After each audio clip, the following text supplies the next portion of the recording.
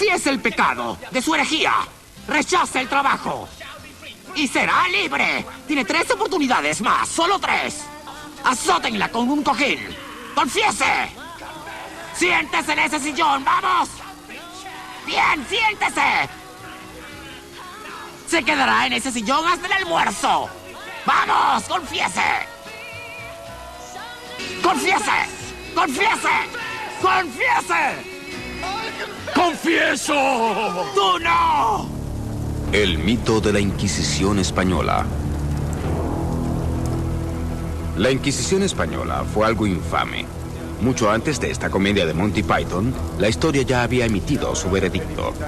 Descubrimiento y declaración de las prácticas de la Santa Inquisición Española, 1567. Es una corte que no le rinde cuentas a ninguna autoridad terrenal, un tribunal de monjes sin apelación posible. No existe nada en el mundo por encima de ellos en su diabólico ejercicio de la tiranía. De hecho, superan todos los actos de barbarie que el hombre puede ejercer y solo pueden compararse al ser de donde provienen, a su amo, al mismo Satanás. 4 siglos de condena han convertido a la Inquisición española en un sinónimo de crueldad, de terror y de tiranía. Pero se trata de una imagen falsa, de una distorsión propagada hace 400 años y aceptada desde entonces. Actualmente, una nueva generación de historiadores estudia a la Inquisición desde otro ángulo. Todos los casos juzgados por la Inquisición española durante sus 350 años de existencia tienen su expediente. Estos archivos, provenientes de distintas fuentes, como esta biblioteca de Salamanca, se están estudiando objetivamente por primera vez. Nuestra visión de la Inquisición ha cambiado mucho con la apertura de sus archivos. Ellos lo registraban todo en sus archivos secretos. Y ahora nosotros podemos consultarlos, calcular, pasar los datos a la computadora y así lograr estadísticas ciertas sobre sus actividades. Y esto ha provocado un amplio debate sobre la Inquisición y también ha echado por tierra la imagen que teníamos respecto a ella. Los expedientes eran detallados exhaustivamente. La Inquisición ocultaba sus actividades ante el mundo exterior, pero sus funcionarios escribían todos los detalles, seguros de que los expedientes solo serían vistos por los ojos de la Inquisición. La enorme tarea de examinar todo ese material, que antes estaba desperdigado por toda España, inhibía a las generaciones anteriores. Solo ahora se está comenzando su análisis sistemático, que empieza a arrojar una versión muy distinta de la Inquisición española. Las generaciones anteriores. Solo ahora se está comenzando su análisis sistemático, que empieza a arrojar una versión muy distinta de la Inquisición española. La España donde nació la Inquisición, en el siglo XV, era una tierra estéril y aislada, en el confín de Europa. La mitad de su tierra era improductiva y la otra mitad apenas bastaba para un magro sustento. Era una llanura seca y de una vida monótona. Sin buenas vías de comunicación, sin capital central, sin líder único. A los españoles solo les quedaba soñar con Hispania, el país unificado durante la conquista romana. Pero todo iba a cambiar. El 18 de octubre de 1469, Fernando, heredero del trono de Aragón, se casó con Isabel, heredera del reino de Castilla.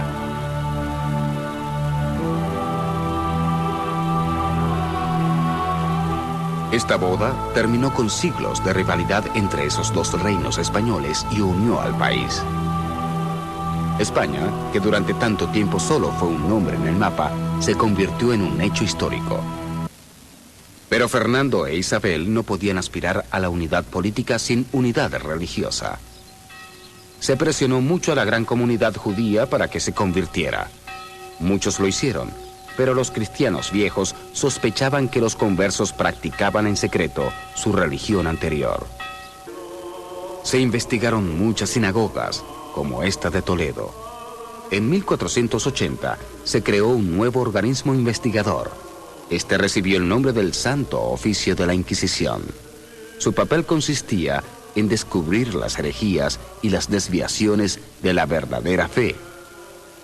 Los conversos acusados de seguir practicando el judaísmo eran quemados en la hoguera. Así comenzó la Inquisición, aunque su mito no se había creado. A pesar de que los años comprendidos entre 1480 y 1510 fueron, como mucho, los más activos de la historia de la Inquisición, el resto de Europa no la condenó en esa época. Tenemos noticias muy precisas de embajadores, el italiano, el embajador de Venecia, el embajador de Francia, el embajador de Florencia, que escriben a los reyes católicos felicitándoles naturalmente porque ya, por fin, las tierras de Iberia eran tierras de cristiandad.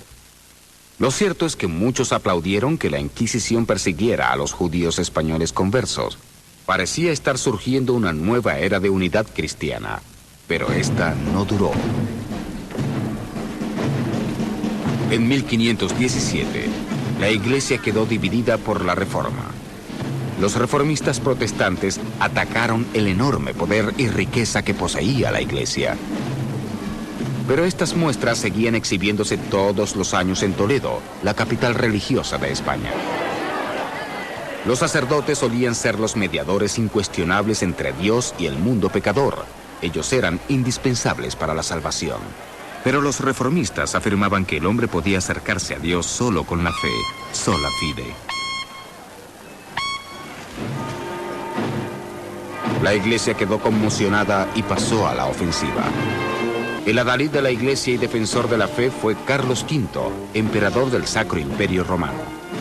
Como representante de la dinastía de los Habsburgo, también poseía los ejércitos más fuertes de Europa. Pero Carlos V era algo más que un Habsburgo.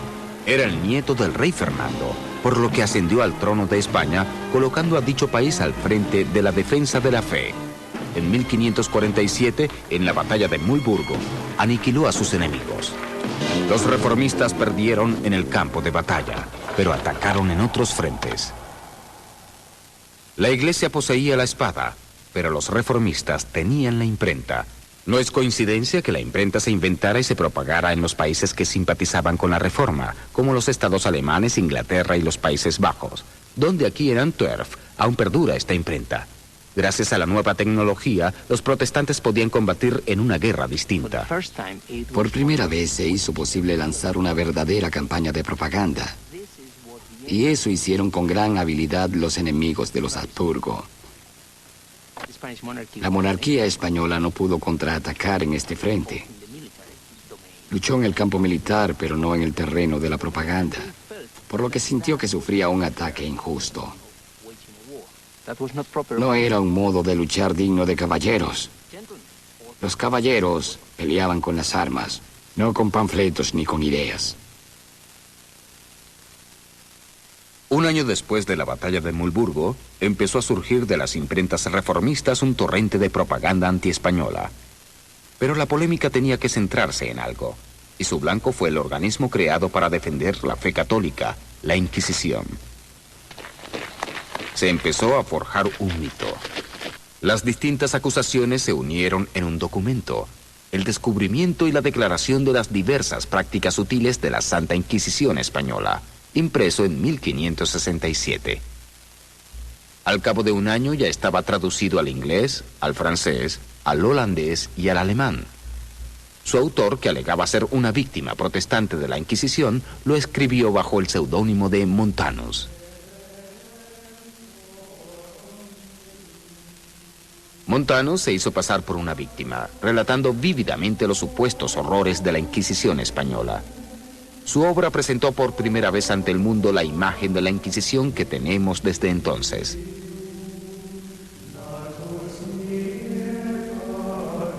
Los torturadores están totalmente cubiertos de pie a cabeza con una toga de lienzo, igual que el manto que usan los actores vestidos de diablos en el teatro, y con ese mismo fin, el de aterrorizar el cuerpo y la mente de los pobres mortales que solo contemplan a un ser demoníaco que los atormenta.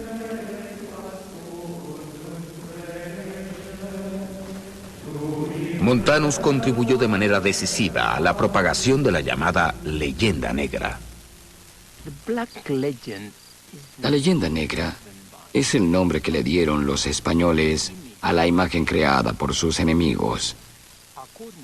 Según esta, ellos eran codiciosos, crueles, tiranos y sobre todo intolerantes en materia religiosa. Y por supuesto, el papel que desempeñó la Inquisición, sobre todo en materia de intolerancia, fue crucial. La Inquisición fue la base de toda la estructura. En los primeros años del siglo XVI y con el fin de combatir la creciente falta de ortodoxia religiosa, el Papa autorizó al cardenal Jiménez de España a actuar sin ningún impedimento en todo el país para sembrar el reino de la violencia, el terror y la tortura que verán en esta impactante película. Así fue la Inquisición española. Es un experto en derecho. Eran expertos en derecho y formaban parte del conjunto de la administración. Lo del clérigo fanático no es más que producto naturalmente de muchas interpretaciones un tanto sesgadas de la propia historia de la Inquisición. Eran funcionarios que ni siquiera tenían que ser sacerdotes. En los primeros años de la Inquisición hubo varios inquisidores que no eran sacerdotes, eran simples abogados graduados en la universidad, que utilizaban la Inquisición como una plataforma para poder ascender más en su carrera o pasar a otra profesión. Esta realidad más prosaica puede observarse en las primeras ilustraciones sobre la Inquisición, pero los burócratas son un tema muy aburrido. La versión de Montanus se basaba en el drama gótico de los villanos encapuchados. No bastaba con describir al inquisidor como a un fanático religioso, sino que debía tener un malsano interés por la tortura. Los abusos de la Inquisición son execrables. Si alguien revela una sola palabra, lo mandan a arrestar y lo arrojan a una horrible prisión.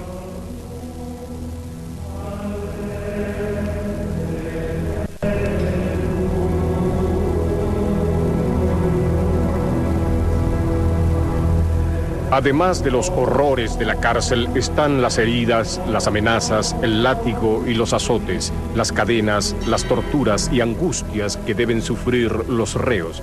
Los asesinan tras largos tormentos, tras un sinfín de días en los que sufren más crueldades que si estuvieran en manos del verdugo que los mata de una vez. Montanus logró asociar para siempre a la Inquisición con el horror de la cámara de tortura. Pero con el tiempo, aún estos relatos de crueldad empezaron a perder interés. Los propagandistas recurrieron a historias de un sadismo más ingenioso. Una de las máquinas superaba a las demás en su diabólica perversidad. Exteriormente era una gran muñeca con la apariencia de una bella mujer. Tenía un semicírculo a su alrededor y la persona que pasaba esta marca fatal tocaba un resorte que activaba la máquina diabólica. Esta lo atrapaba de inmediato, mientras 1000 cuchillos lo cortaban en pedazos. En realidad, la Inquisición utilizaba las torturas con muy poca frecuencia. Por ejemplo, en Valencia, descubrí que en más de 7.000 casos, solo el 2% de los reos fue torturado, y por menos de 15 minutos. Y menos del 1% fue sometido a torturas repetidas, o sea, más de una vez. Ninguno fue torturado más de 2 veces. Si comparamos a la Inquisición española con otros tribunales, vemos que aquella utilizaba menos la tortura y al compararla con los tribunales de justicia de otros países, se observa que la Inquisición tiene un récord bastante limpio en lo que se refiere a torturas. En aquella época, la crueldad física era un hecho común en el resto de Europa. En Inglaterra se aplicaba la pena de muerte por dañar los arbustos de los jardines públicos. Si alguien regresaba a Alemania tras ser desterrado, se le sacaban los ojos. En Francia se destripaba a las personas por robar ovejas. La Inquisición no usaba ninguno de esos métodos. Tenían un libro de reglas llamado Las Instrucciones, que especificaba lo que estaba permitido y prohibido. Los que infringían las reglas eran despedidos. De modo que la Inquisición no quemaba los pies de sus víctimas, ni las emparedaba para que agonizaran eternamente, como se afirma, ni destrozaba sus articulaciones con martillos, ni los flagelaba en la rueda. Tampoco usaba la llamada doncella de hierro. Esta que observamos, una de las pocas que quedan, fue construida en Alemania. Los inquisidores no violaban a las víctimas del sexo femenino, aunque el rico folclore popular afirma que lo hacían.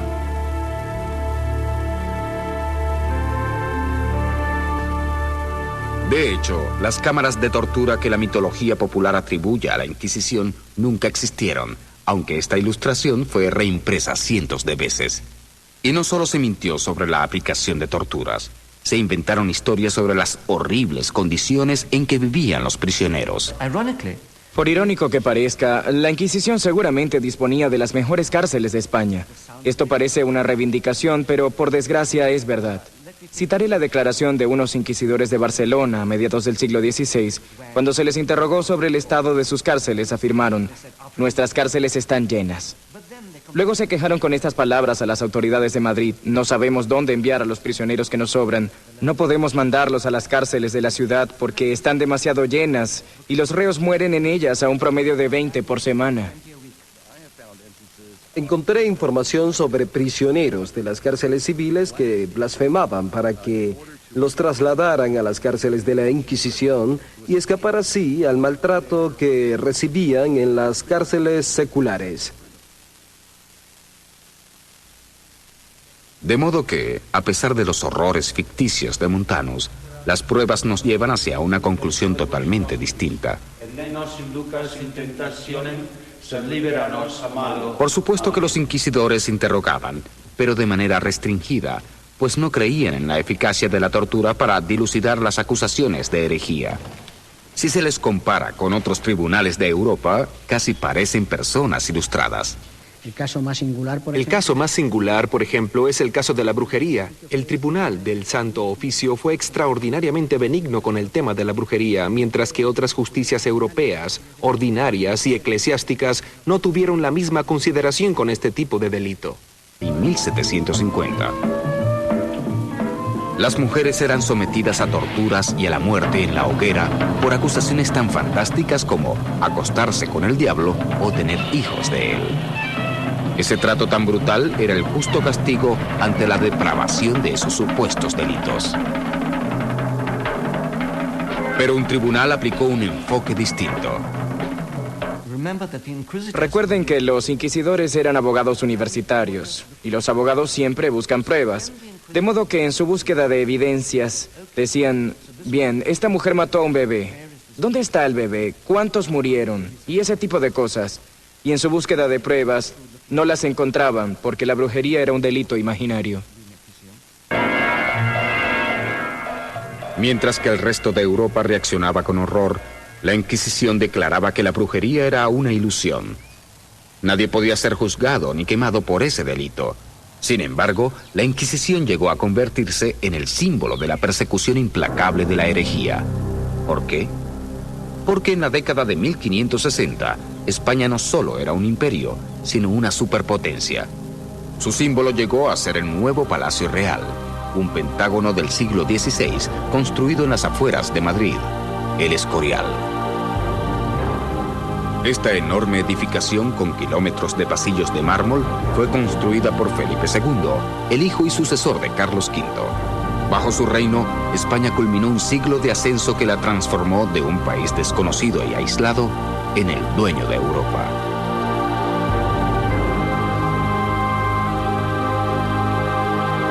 Felipe II llegó a la cumbre del poder terrenal, pero al igual que su padre, Carlos V, obedecía a un poder más elevado.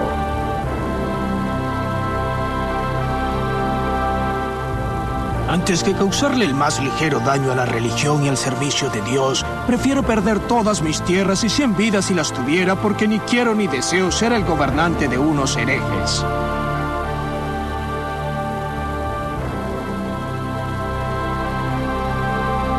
Enfrentados a un fervor y a una fuerza tan grandes, los enemigos de España cambiaron de táctica. Su nuevo objetivo sería el mismo rey. Felipe II constituye un ejemplo excelente de la distorsión y los inventos creados con mucho éxito por la leyenda negra.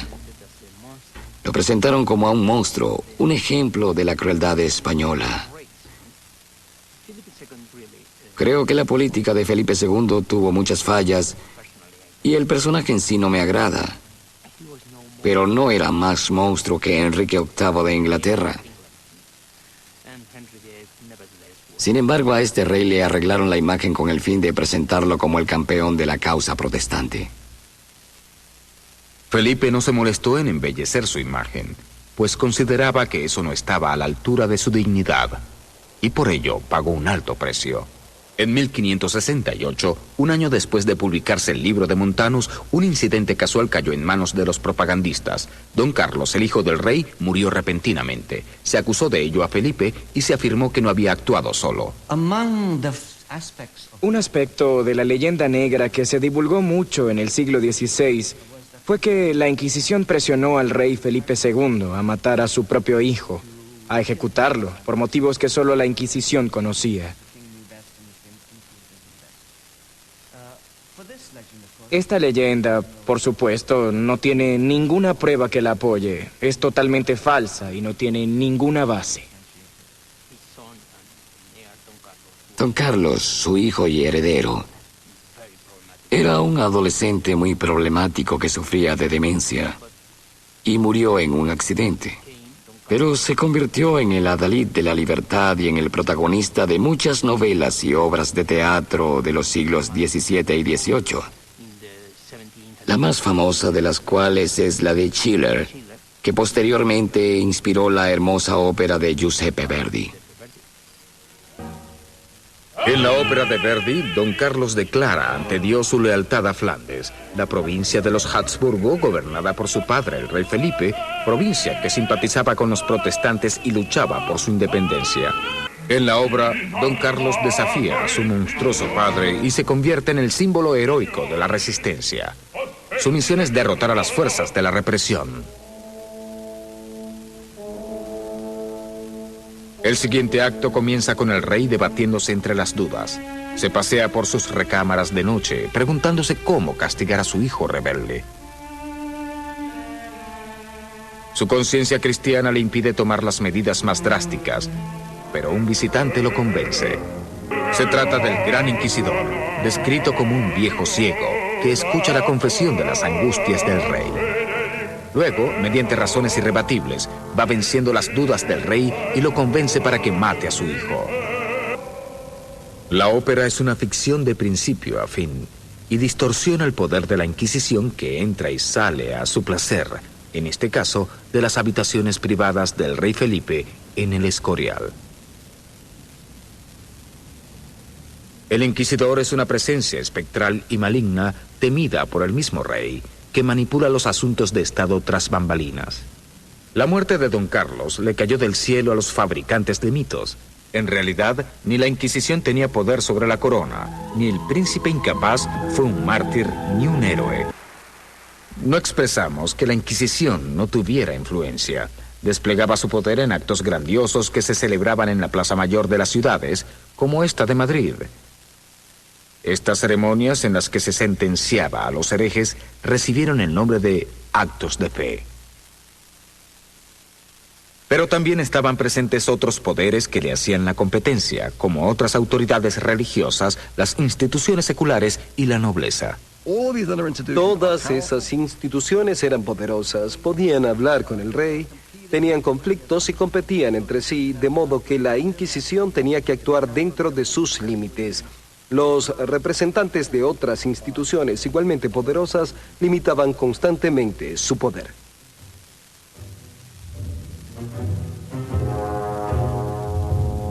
Durante la procesión de Corpus Christi en Toledo, uno puede formarse una idea de los distintos grupos poderosos que competían en la sociedad española de la época. Todos los gremios medievales de la ciudad tienen su lugar específico en la procesión y sus propias insignias. Sin embargo, esas limitaciones no eran nada en comparación con las dificultades que tenía la Inquisición fuera de las murallas de las ciudades. En la España del siglo XVI, 4 de cada 5 habitantes vivía en el campo. La Inquisición se dividía en 20 tribunales y cada uno tenía que cubrir miles de kilómetros cuadrados. Pero cada tribunal contaba con solo 2 o 3 inquisidores y un puñado de funcionarios administrativos. Los estudios contemporáneos revelan que los inquisidores detestaban sus salidas a la España rural y las limitaban a menudo. En invierno, los caminos eran intransitables, de modo que las visitas debían realizarse bajo el insoportable calor del verano. Una carta escrita en 1562 por un cura de aldea es reveladora. En ella dice: esta aldea no conoce la Santa Inquisición. Era muy difícil controlar las áreas rurales, absolutamente imposible. Y de hecho, cuando lo intentó, se encontró con enormes dificultades. Podemos decir que durante el siglo XVI y XVII, muchos campesinos castellanos no vieron nunca un inquisidor, ni tampoco vieron nunca un acto de fe. Los inquisidores que realizaban visitas a las aldeas remotas encontraban un nivel de ignorancia que era una burla para sus eruditos conocimientos teológicos. La vida rural era precaria y amenazada generalmente por el hambre. La fe de los aldeanos era igualmente primitiva. La brecha entre la Inquisición y la España rural era mayor de lo que parece a primera vista. La advertencia del sacerdote de una parroquia revela el verdadero problema de la Inquisición. Tengan mucho cuidado mañana cuando llegue el inquisidor. Por amor de Dios, no se pongan a contar chismes sobre su prójimo ni se metan en los asuntos del Santo Oficio. La investigación de los inquisidores se enfrentaba a un muro de silencio.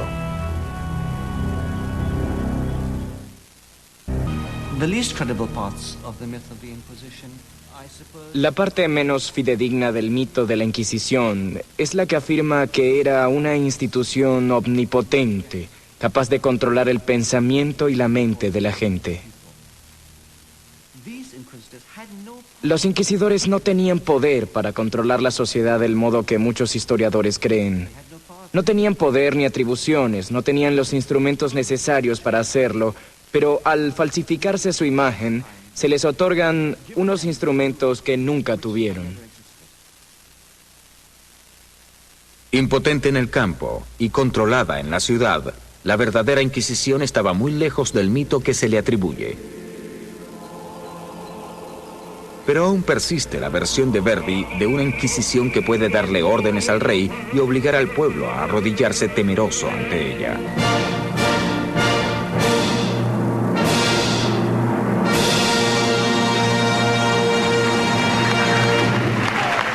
En 1570, 2 años después de la muerte de Don Carlos y mientras los ejércitos españoles ocupaban gran parte de Europa, los propagandistas lograron su mayor triunfo. Hicieron circular un documento supuestamente emitido por la misma Inquisición y que hoy se sabe fue una falsificación. En él se afirmaba que la Inquisición había decidido exterminar pueblos enteros acusados de herejía. Esta fue la acusación más perjudicial y duradera de todas, y afirmaba que la Inquisición española eliminó a cientos de miles, a millones de víctimas. Un alegato totalmente opuesto a la verdad. En la España del siglo XVI murieron muchas menos personas acusadas de la herejía del protestantismo que en los demás países europeos. Por ejemplo, durante todo el siglo XVI, la Inquisición ejecutó a unas 40 o 50 personas en toda España y en el transcurso de todo el siglo, incluyendo en la América Española. Mientras que en Inglaterra, en pocos años, bajo el reinado de María Estuardo o de la reina Isabel, se ejecutaron por lo menos a 400 personas en manos de lo que podríamos llamar la Inquisición inglesa. O sea, las autoridades encargadas de eliminar a la oposición religiosa. Y obtenemos las mismas cifras en otros países. Por ejemplo, en Francia, que también era un país católico, ejecutaron en el transcurso de 5 o 6 años a unas 300 personas. Y así en todos los países que se estudian. Por lo que concluimos que la cantidad de personas que murieron acusadas de herejía en España o víctimas de la persecución religiosa, y entre ellos incluyo a los conversos, es mínima comparada con la de otros países. De modo que los demás países no están libres de culpa para lanzar la primera piedra, porque España tiene mejor reputación que los demás países de Europa Occidental en materia de ejecutar herejes. Esta conclusión se basa en las investigaciones y estadísticas que se están realizando en los archivos de la Inquisición. De hecho, gracias a las investigaciones realizadas por los eruditos como el profesor Jaime Contreras, se puede realizar ahora un estimado científico de la cantidad total de víctimas de la Inquisición española. Y podemos decir que la actividad procesal del tribunal fue menor, mucho menor de lo que anteriormente se había dicho. El número de víctimas del Tribunal del Santo Oficio durante los 350 años de su actividad no varió entre las 3.000 y las 5.000 personas. La muerte en la hoguera. Una imagen de crueldad asociada eternamente con la Inquisición española. Pero la hoguera también se usaba para matar a los herejes en Inglaterra, Francia, Alemania y Escandinavia.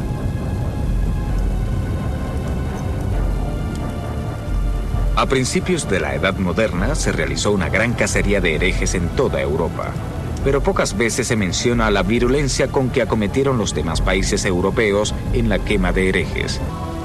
Los mitos solo pueden destruirse mediante los hechos, y los hechos son que murieron entre 3.000 y 5.000 personas en manos de la Inquisición.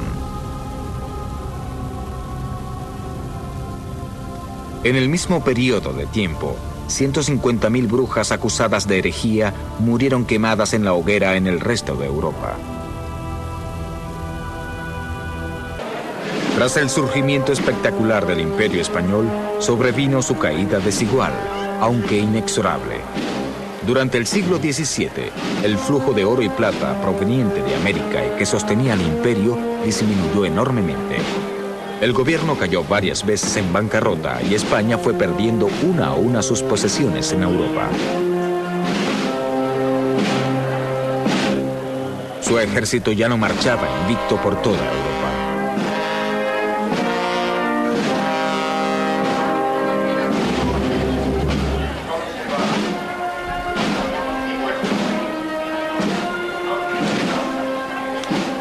España volvía a caer en la oscuridad de la cual la habían rescatado los reyes católicos 250 años antes. Y para el siglo XVIII, la Inquisición también se encontraba debilitada, ocupándose de herejías tales como la ebriedad y maldecir en la iglesia. Su carrera estaba acabada, pero su mito seguía indestructible.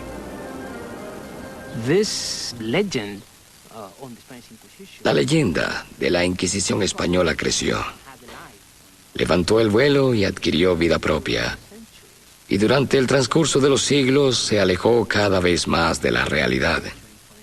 Por ejemplo, en el siglo XVIII, cuando Voltaire clamaba contra los crímenes de la Inquisición, esta ya no mataba a nadie. En dicho siglo no murió nadie en la hoguera. Y en el siglo XIX, cuando desapareció la Inquisición, hacía mucho tiempo que no ejecutaba a ninguna víctima. La Inquisición se extinguió finalmente en este callejón de Madrid. Pero sus supuestos horrores se presentaron más vívidamente que nunca. Goya pintó sus abusos para ridiculizar al corrupto gobierno español de su época. La difunta Inquisición fue utilizada por Dostoyevsky para criticar al gobierno déspota de los zares en la lejana Rusia. La Inquisición se convirtió en el mito que no solo simbolizaba el fanatismo religioso, sino también la represión, la injusticia y el terror que los países poderosos de la Europa moderna infligían a sus súbditos. En ese sentido, el mito de la Inquisición podía aplicarse a cualquier país del siglo XX. ¿Por casualidad no es usted un alto dignatario de la Inquisición española? Pregunta si somos de la Inquisición. Bien, porque sí lo es. Quiero aclararle que estoy dispuesto a decirle absolutamente todo lo que usted quiera. Los estereotipos nacionales cumplen funciones muy complejas. Por una parte, simplifican la realidad, que suele ser muy complicada para la mente humana, y nos encantan las simplificaciones. Así que son útiles en este sentido, aunque por supuesto son una falsificación de la realidad. Por otra parte, nos permiten proyectar nuestras características desagradables hacia otro lado, hacia otra entidad externa. En el siglo XVI, los ingleses creían que toda la intolerancia provenía de España y era extranjera. Al igual que en el siglo XX, podemos creer que todas las tendencias nazis o fascistas son alemanas. Aunque deberíamos saber que todos tenemos tendencias nazis y que tenemos que combatir nuestros rasgos desagradables en lugar de proyectarlos hacia otros, pero resulta mucho más gratificante expulsarlos. Ingleses, ingleses somos de verdad, no doy un centavo por los demás. Al pasar el río nadie sirve ya. Franceses, daneses, españoles y holandeses, alemanes son alemanes, los rusos son rojos, los griegos y italianos comen ajo por flor. Los ingleses son buenos, listos y morales, son incomprendidos en todos los lugares. En todo el mundo la gente es igual, no tienen idea de cómo jugar. Pelean con el árbitro, aclaman cuando ganan y no tienen visión, arruinando la diversión. Ingleses, ingleses somos de verdad, arriba los ingleses y abajo los demás.